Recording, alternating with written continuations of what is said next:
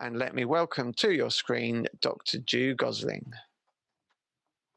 Thanks for that, Robin, and welcome everybody to our live art performance night on this, our 9th Disability History Month festival. I'm Ju Gosling. I'm the Artistic Director of Together 2012. Just to start with a little bit of audio description, I have short red hennaed hair in a self-styled corona crop. I have a black jacket, black glasses, black wrist braces, silver-coloured jewellery, and a white T-shirt. I think I'm catching whatever Robin's got from Birmingham, but I have a white T-shirt with the Together logo on it, and I have our Together graffiti banner in the background hanging over some silver grey velvet curtains. So we have BSL interpretation tonight. I understand if you click on gallery view, which is usually in the top right-hand corner of the screen, this is the best way to get the visuals up for the BSL. We also have live captions. That's click on the CC in the bottom of the screen. I should say these are not Zoom captions, these are real captions from Global Real-Time Captioning. Thank you very much to them, and also to Chris Burrow, our BSL interpreter. I'd also like to start by thanking our funders, the Arts Council, the National Lottery Community Fund, and the National Lottery's London Emergency Fund, who've given us a lot of extra access funding. So tonight you're going to see two wonderful artists. We're going to have a performance from each of them, and each of them is going to begin with a video performance followed by a live performance. And then at 7:45, they're going to join me for a discussion. You can contribute by using live chat. You can use the live chat on Zoom, or if you're watching on YouTube, we have the live chat running there as well. So just tell us anything you would like us to ask our artists. But now I'm delighted to say that our first performer tonight is Gobscure, all the way from Newcastle. Gobscure is very much a festival favourite. He was with us last in 2017 for his exhibition Prison, and on the event page of our programme you can find a link to that event page from 2017, and that includes the video of a fascinating talk which, as it happened, was also interpreted by Chris Burrow. On the event page for Gobscure tonight, you will find that there are now embedded links to an entire website all around this performance and Mary Wollstonecraft. And also, as we're not able to do a workshop, there's a downloadable zine with lots and lots of activities. But Gobscure is going to tell us more about that. So without further ado, I'm going to switch myself off and hand over to him.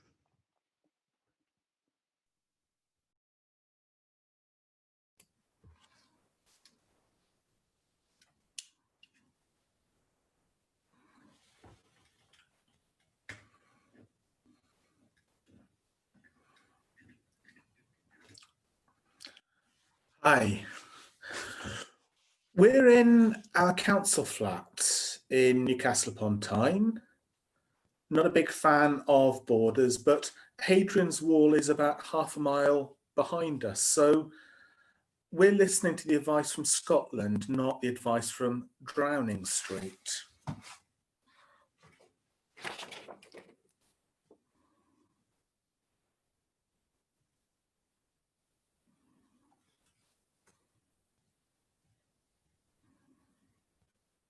We're surrounded by demonstration placards. You've seen two sides of one here. You'll see more in the film later on and more around us. We're surrounded by petticoats and hyenas masks because Mary Wollstonecraft, back in the 18th century, because she was disabled, she was mad, she was bad, she was rad, she was bi, she was a mother, and we spell that M-U-T-H-A. She gave birth to Mary Shelley, who wrote Frankenstein. And when we read that book of Frankenstein, we realized we were creature in that book. She was an internationalist, and she was a writer. She was an amazing person, and because of this, the con party of the day, they erased her, they rubbed her out, they called her a hyena in petticoats, which is why we have a hyena's mask and we have petticoats around us, because we love reclaiming history. If someone as amazing and as incredible as Mary Wollstonecraft is erased as hyena in petticoats, I think it's our duty for us all these days to be hyenas in petticoats. A petticoat.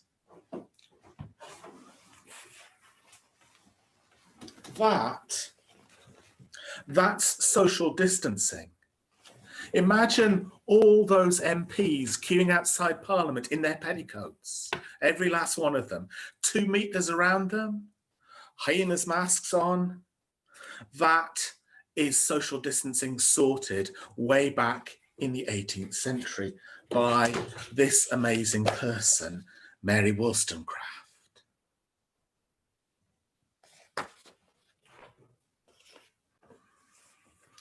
I'm going to ask Josh to show 2 slides, 2 images. Well, the first one is image number 1, please, Josh. So if you put that, you'll be seeing an image very shortly that we've drawn.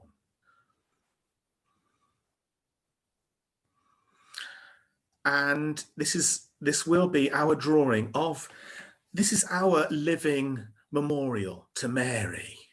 There's her heart. She had a big heart. There's some of her travels, her travellings, from Lachan in South Wales to Beverley, just outside Hull, to Cork, to London, Paris, Lisbon, and around Scandinavia. Thanks, Josh. If you could bring us back to us, please, because our mask actually has Hull and Beverley on it. This is where she gained her education, right here. This is where she sailed out of, around Scandinavia. She was an international, she was a big fan of messages in bottles. And this bottle was last seen at Together those years ago that Jude talked about. This is a Fentimans lemonade bottle. So it's from Newcastle. And we performed, as Jude mentioned. And at the end of it, I remember sitting there performing in a library, and there was a family in, and there's a little lad, quite a young lad, probably about 6 or so, sitting at the end. And he leapt up at the end. He's, "But what's a poem? What is a poem?" And I handed him the bottle. And I said, "Is this a poem?"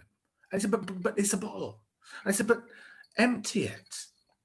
Tip it up. What's inside?" A pencil. And I asked him, "How many poems can you write with this pencil?" This pencil says on it, "Messages Boutai," because Mary loved traveling. She was an internationalist. And she sent messages all around the place in bottles, right around the world, campaigning. She was amazing. She was also a hoyden, H-O-Y-D-E-N. Hoyden, well, it's a continental word, and it actually means more feisty than feisty. How about that? More feisty than feisty. Because of all that, and because she had a big heart, the con party of her day, they wanted to say goodbye to her. "Bye, Mary. Rub her out." But they failed. They also wanted her to buy in. You know, the morals and the values of the day. Get married, have children, zip it, keep quiet. They tried to rub her out, but she refused. Instead, because she was such a big heart, she adopted a strategy of the bisexual pen, both and rather than either awe. She was into multiple things, multiple aspects of identity. And because of that, we are going to read the poem now, which is actually in the film that you'll see shortly. And it starts with the nursery rhyme. Mary, Mary, quite contrary, how does your garden grow? With silver bells and cockle shells and cowslips, all in a row, cowslips, all in a row.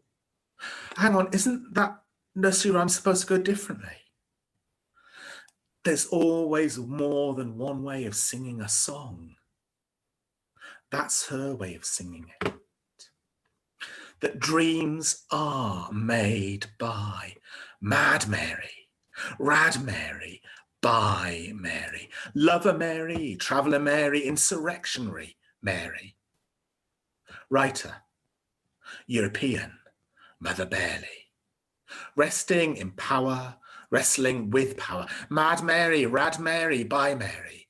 No selling, no selling out. The dreams are made by. From Spitalfields, Beverley, Lacharn, Newington Green, Lisbon, County Cork, Paris, Putney Bridge, Hamburg, Christiana, Elsinore. And apologies to Chris for having to sign all that so quickly, but Mary travelled around Europe is the point. And online you will find all those places mapped. So it's about her journeys rather than the exact points on the map. And though those cons, they're screaming still, hyenas in petticoats, we're no there yet. Mad Mary, Rad Mary, by Mary, no selling out. Dreams are made by Mary, Mary, quite contrary, how does your garden grow? With cockle shells and silver bells and cowslips all in a row, cowslips all in a row. Writer, insurrectionary, feminist, tomboy, feisty, Hoyden, and Hoyden, Hoyden, is more feisty than feist. Never sell out these days of love and raid, but pamphleteer laughter back at those jeering. Tie up the con party a partying, selling even scrappings off kiddie plates. We are hyena, petticoat, insurrectionaries all, defiant in dreaming, skein still in memorying, strength to strength, dreams always made by. And Josh, if you could bring up image 2 followed by image 3, please. These are just a couple more of the demo placards that you'll see in the film.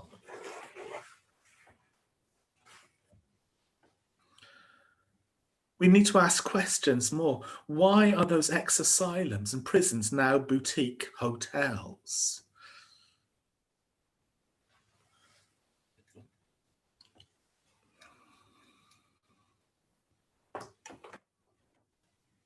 Ask questions like, will tomorrow's fish and chips be wrapped in today's tweets? Thanks, Josh. If you could bring us back. This bottle, if you remember, it had a message on it. Messages in bottles. We need to turn things around, don't we? If we turn it around, the message reads, the memory of light. And Josh, if you could bring up the final image, image number 5 for us, please. And that is the end of this wee show and tell. The memory of light.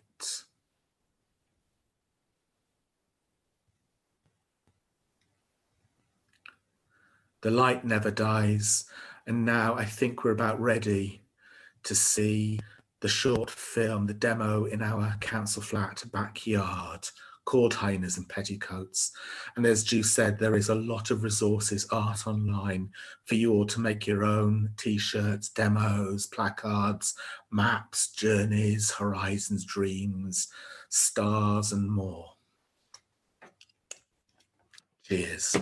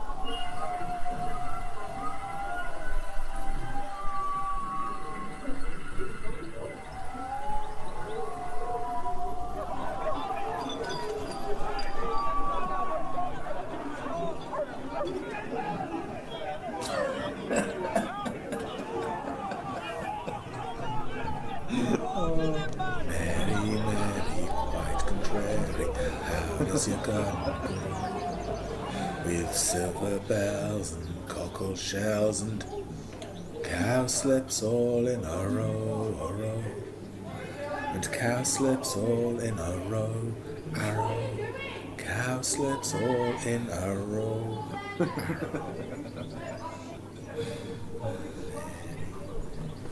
Oh, sorry, mate.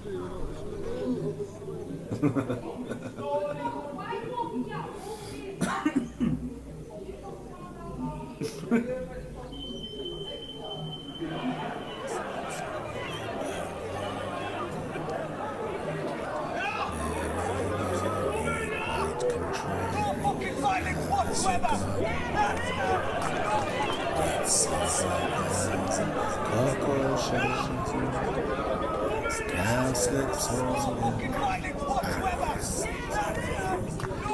Cowslips all in cowslips all in arrows. Mary, Mary, cowslips, how does your cousin go arrow? Cowslips all in arrow. How does your cousin go? With silver bells and cockle shells and cowslips, how does your go? A frigid system of economy which narrows both hearts and mind. Vindication of the rights of woman. Mary Wollstonecraft. Come party in her day, calling her hyena in petticoats. These days of love and rage, we're all hyenas in petticoats. Mary, Mary, quite contrary, how does your garden grow? How does your garden grow? How does your garden grow? With silver bells and cockle shells and cowslips all in a row, arrow. Cowslips all in arrow, a row.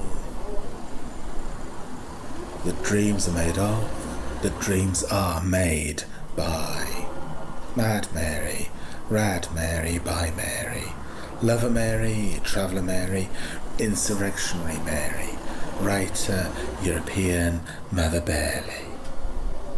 Resting in power, wrestling with power, Mad Mary, Rad Mary, by Mary. No, selling, no selling out. The dreams are made by Spitalfields, Beverley, Lochan, Newton Green, Lisbon, County Cork, Paris, Putney Bridge, Hamburg, Christiania, Elsinore. Yskane, tying up, never selling out. And though they're screaming still, those cons, hyenas in petticoats, we know they're yet. Mad Mary, Rad Mary, By Mary. No selling out. Dreams are made by Mary, Mary, quite contrary. How does your garden grow?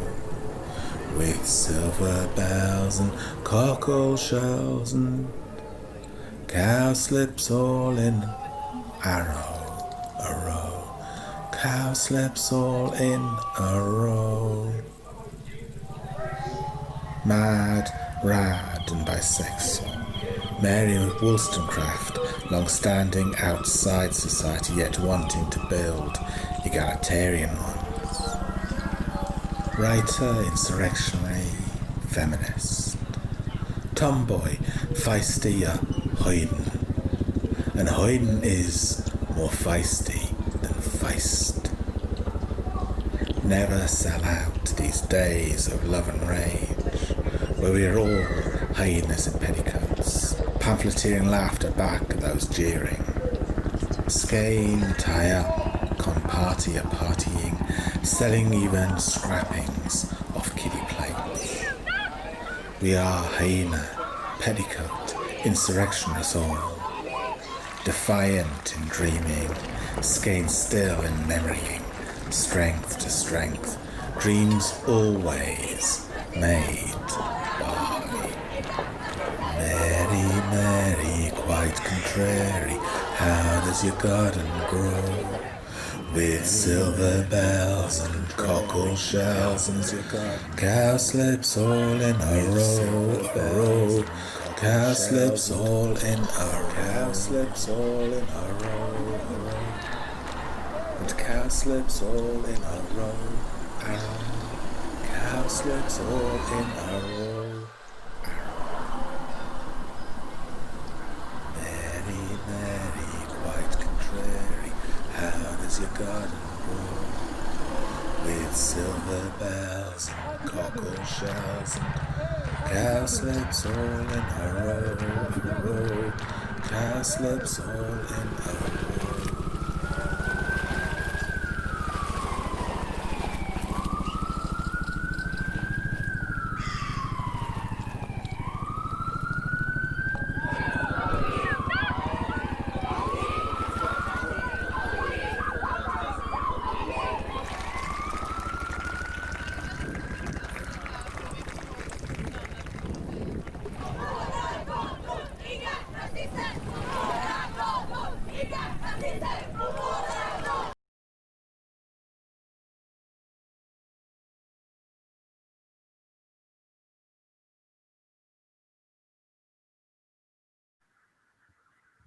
Thank you very much indeed, Gobscure, and apologies for using the wrong pronouns throughout that introduction.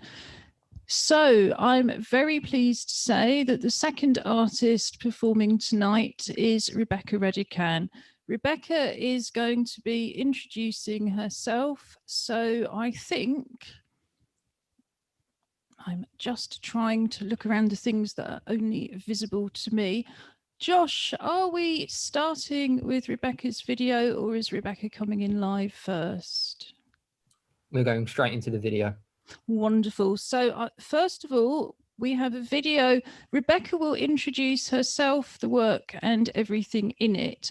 During the second half of this performance, you will be able to interact with Rebecca live.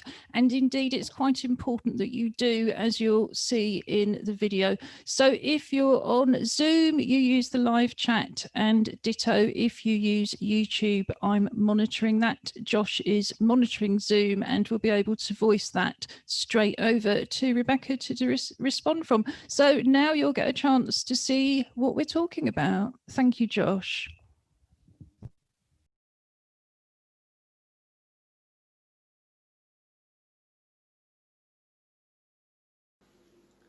Welcome to Delay 6. Thank you so much for joining me. My name is Rebecca Redican, and in this piece we're going to be asking a few questions and hopefully solving a few as well. Delay 6 is a piece about dyslexia. I myself was diagnosed with dyslexia just after I'd done my GCSEs.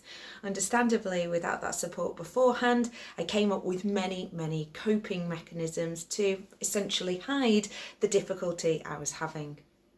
For me, when I was younger, the idea that people could stand up in front of a whole class and read aloud without wanting to faint or run away absolutely baffled me, and I didn't understand why. Dyslexia is one of those things that I believe can be kind of misunderstood, and rightly so. Dyslexia for many people is a different feeling. We react to it in different ways. In Delay 6, we're going to be asking a few questions, including why is dyslexia such a hard word to spell?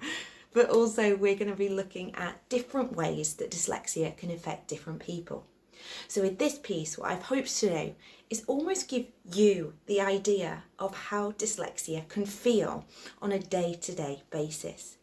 In this piece, I'm going to be using a few little elements, including written words, which have been suspended in a manner so that when a fan, which I will be holding whilst filming this piece, passes over them, they move. Because as I'm sure a lot of you know, that's how dyslexia can feel. The letters move around on the page, but that's not all they do. And that's what we hope to discover in this piece. As we go along, I'm going to ask you a favour. Try and read everything you see. We'll be hovering around each section of the piece for a moment or two, and if you don't read it in time, don't worry, I've been there. We'll come back to it. In this piece, things will be spelt unusually. Things may be backwards, things may be in reverse. You may well find some homophones that are the same word spelt in different manners that you can't quite see or get your head around, but again, don't worry. That's how it feels sometimes.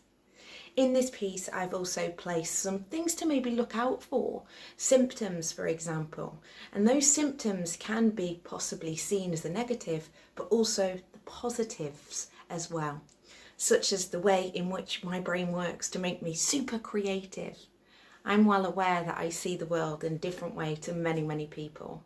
And in all honesty, when I was younger and I would see people stand up in front of people and read aloud without looking petrified, I'd be jealous and I'd feel weird. And in comparison to other people, I would feel lesser. But since being diagnosed and since getting my head around what dyslexia is, I honestly wouldn't change it for the world. In this piece, we will be exploring that more. So please join me now and read whatever you can in this Delay 6.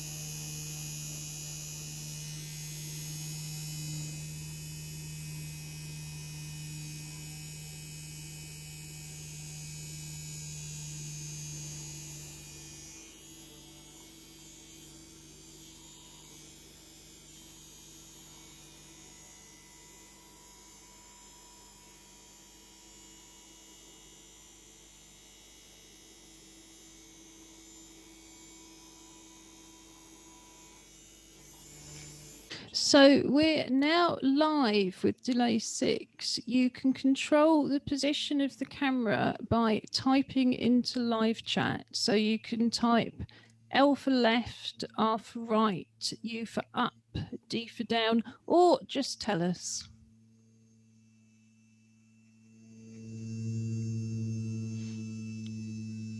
Left.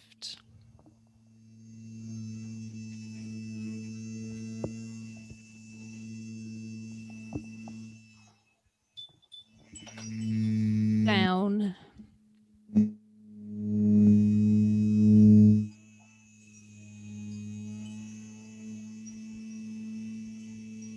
Left.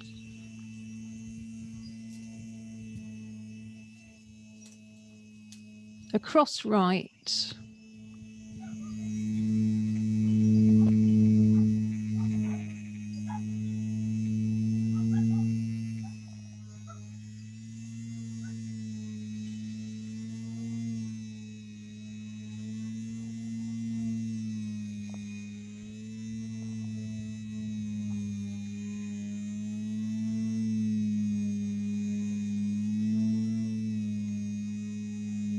Down.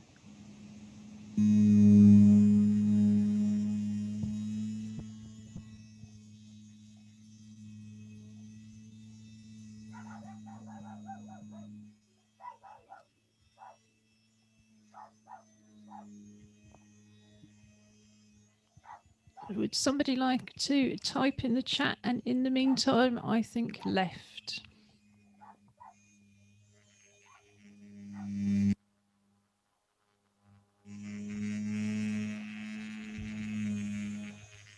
Oh, left and up.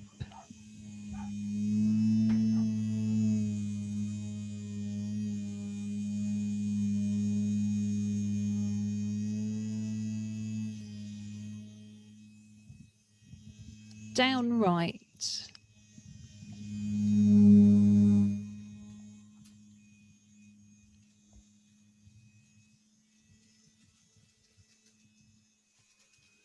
And down right some more.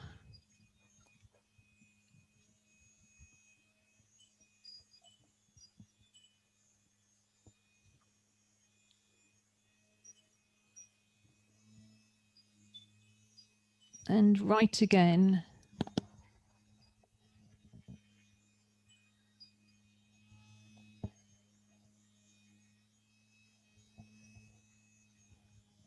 And down.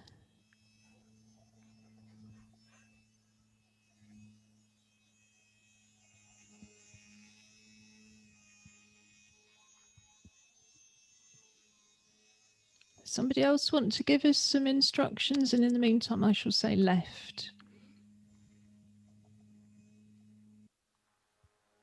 Oh, right.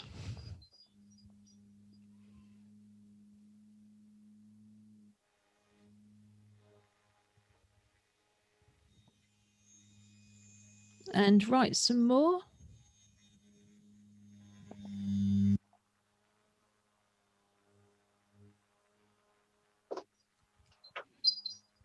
And then up and left.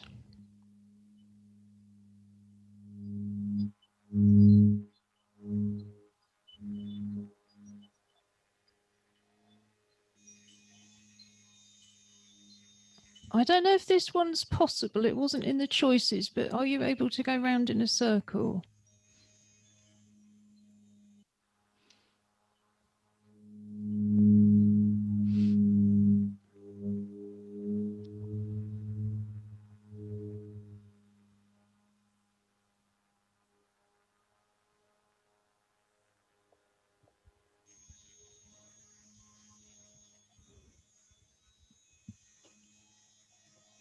And then Gobscure is saying left and keep going left.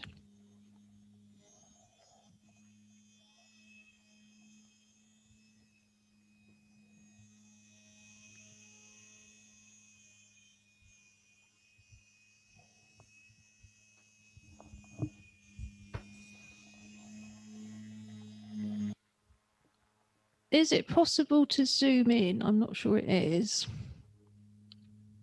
But we can get closer, certainly.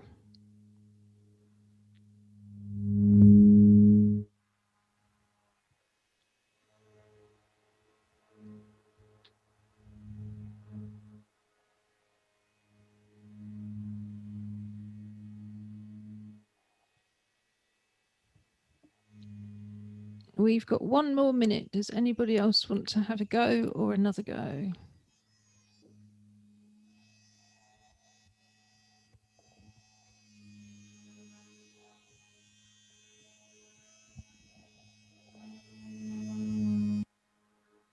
Keep left.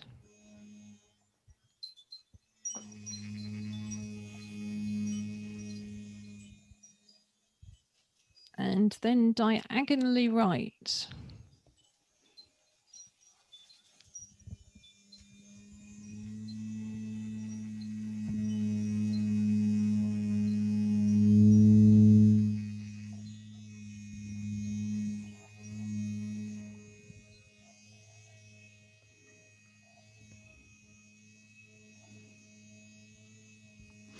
And we'll leave it there. So Rebecca is just going to switch her camera off for a moment and come back to us.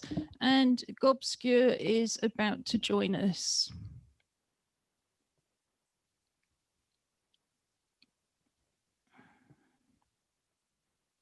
Wonderful. We just need your microphone on as well now, Gobscure.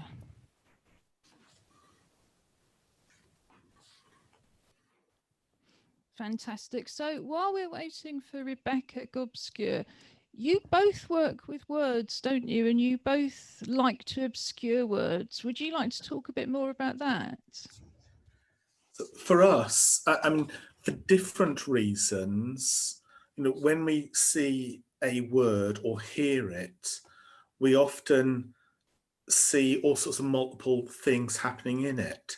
So, you know, we misread, you know, so in terms of, let's say, mental distresses, out and about, you see an advert, we read something completely different into it. So there is that. The other thing is that language is alive. Language is fluid. It's, if you like, plastic. You know, I mean, and as you know, Delay 6 has shown, language is literally alive. And I know that once upon a, you know, so Shakespeare spelt their name 5 or 6 different ways, and for some weird reason, we kind of nailed it down, and it looks like that. And the English language, for a start, is from all over the world. It's not English. It's from everywhere, and it's made up, and it changes all the time. Which, so I like the fact that language is, it's alive and it's musical, and I don't like nailing it down, saying that word means this. So that's my take on it. I don't know what you think. I completely agree with you there. It's something which is changing, and for me, it's something that can change. I think we just need you a bit closer to the mic, Rebecca. Oh, is that a little bit better? It certainly is. Oh, good. Yeah, I think for me, it's it can change even language dependent on my mood, or if I'm stressed, or if I'm having a great time. The language can actually change, and you're completely right. It is alive and constantly evolving and changing.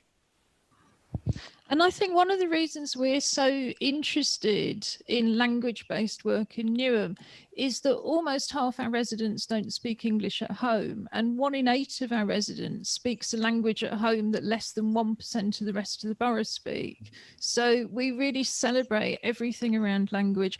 As I said at the start, we do have an embedded link for your Prizong exhibition, which was the last thing you did, and that was all about language, wasn't it? It was, yes. So Prizong, literally, you know, they are real words. So prison and song, they're 2 different words. Crash them together, you get Prizong. So it's reclaiming. And and again, this thing like, you know, oh, it's got to be spelt like that. And as I understand it, the English, in terms of dyslexia, is perhaps one of the hardest languages. It's just weird the way it's kind of constructed. But this thing of, you know, kids or whoever, why, you know, give them stories, give them languages, not, oh, this is grammar. I don't know what grammar and, you know, nouns and adjectives and whatever are, but tell stories or play with it, explore it, use it creatively. And also think, G, you were saying about how in the borough of Newham that different languages spoken, yet how many of those words, if you like, loan words used into English? So bungalow and juggernaut, or robot comes from the Czech Republic. So as those, so their languages are kind of here, but obviously we've done whatever to them. So that thing of let's liberate them or reclaim them or free them up. So yes. So I just wanted to pick up something quickly with you, Gobscure, which is your Mary Wollstonecraft work is very timely, given the controversy around Maggie Hembley. Now, we do talk about this more in the interview you did on Wednesday on Together Unlocked, which again is embedded on the website. But I just wondered if you wanted to share any of your thoughts with us now. So, so the things. And there's a question on live chat. What first got you interested in Mary Wollstonecraft? And then I'm going to come to Rebecca with a question. Being age 16, being age 15, 16, so about 40 odd years. I can't remember where, but again, it was probably like a good historian, so not some boring, dry dates and, the great whatevers. And for some reason, this rebellious person, this person that just, could not see things the way that the conventions dictated. So I fell in love about 40 years ago. And the thing is that, so for me, Mary, I think, would hate being put on a plinth. A plinth is incredibly, old-fashioned and patrician, patriarchal, what have you. I think she was a street person, a street woman. I think she was at street level. The other bit about the whole Mary project for me is, and it's not about COVID, but in terms of who are the people that we memorialise, and whether they feel like famous or whether they're someone that means something to us.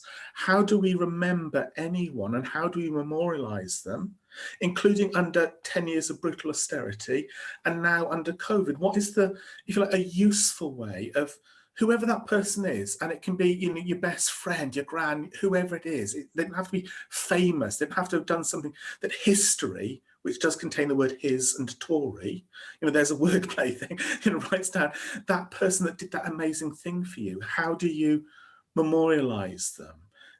Do we build this big thing and stick them on it and they're kind of dead? Mary is alive. Mary is now. She is alive. She's relevant. So that's why. Brilliant. And I just wanted to add that one of the ways we've been memorialising the artists we've lost this year is to use our Carnival Arts programme, working with Callaloo Arts to create Muertes Ofrendas, which are essentially shrines. We have examples on our website, again, embedded into the programme.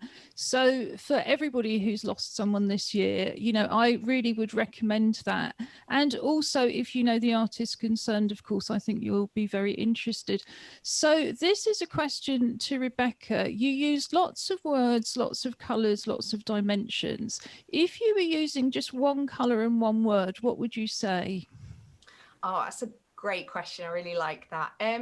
So when you get tested for dyslexia, you get tested with lots of films, which are kind of see-through cellophane things that you can cover up and put over words. And naturally, certain dyslexic brains will be able to read something better.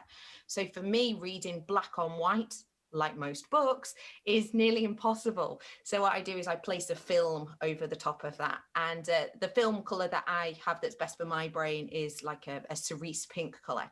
So I think I'd have to go for kind of like a bright pink hue.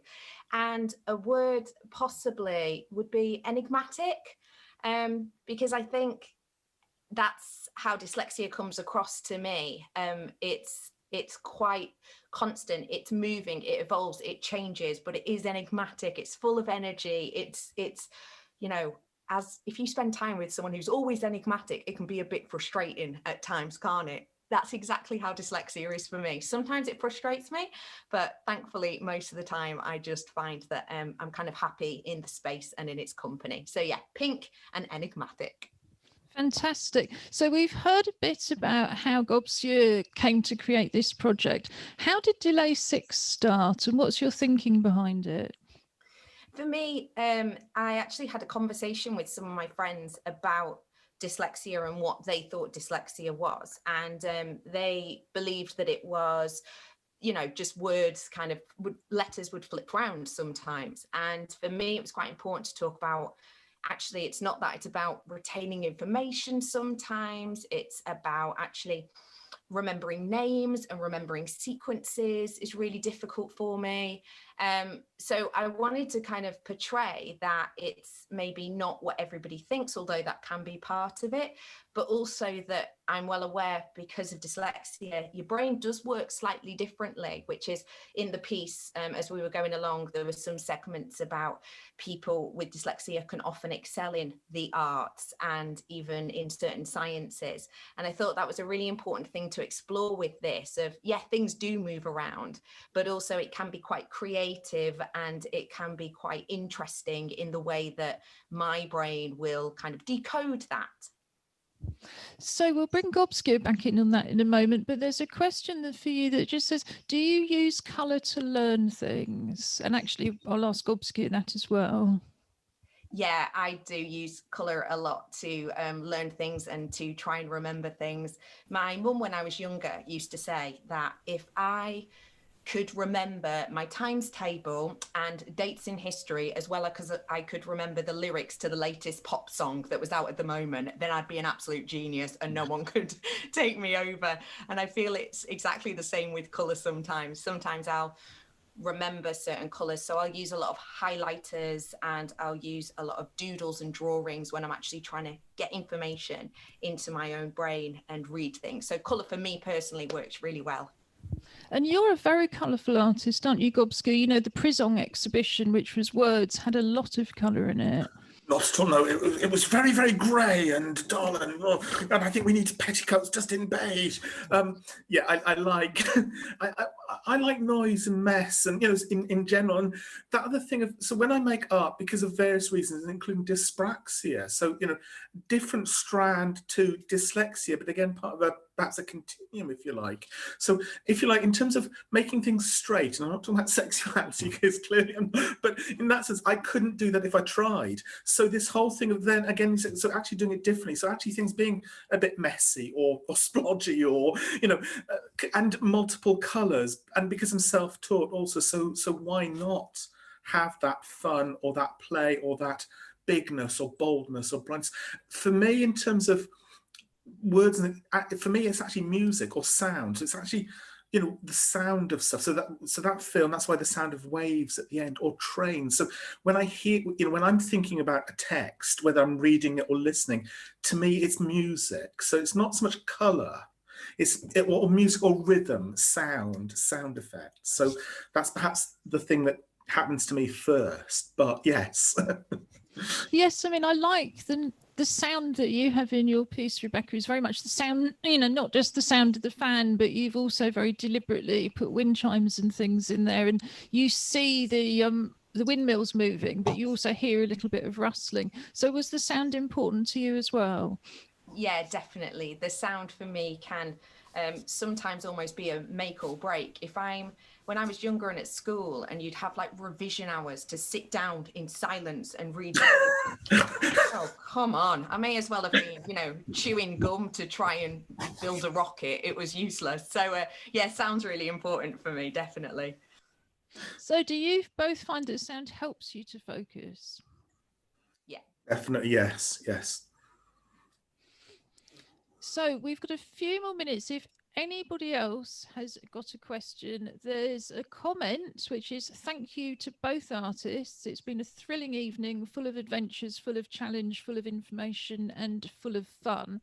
For anybody who can't see it, Gobscure is holding up one of the artistic pieces from this. Will tomorrow's fish and chips be wrapped in today's tweets? Do you want to tell us a little bit about that, Gobscure? Not really. I mean, I was talking with Rebecca about food just before the show opened.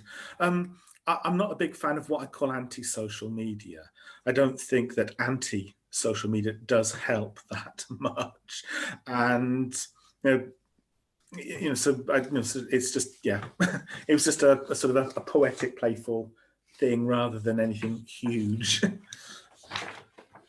And we've got one access comment, which was they weren't able to zoom in on the interpreter. We're having quite high level conversations with Zoom. For some reason, whatever we do, we end up having high level conversations with the streaming engineers because we do things they didn't expect us to do. And their software doesn't work the way they expect it. But apologies for that. We will do our best to rectify that in the recording. So we've got 2 more minutes. So I'm going to come to each of you for a final comment. There's also another message in the live chat. Bravo to both artists. Really enjoyed both shows. So let's have a final word from you first. In fact, let's go to Gobscure first and let a woman have the last word. So the memory of light, that's 4 words, but I'm holding up it's a battery powered candle, but a lit candle, the memory of light. Thank you. And Rebecca?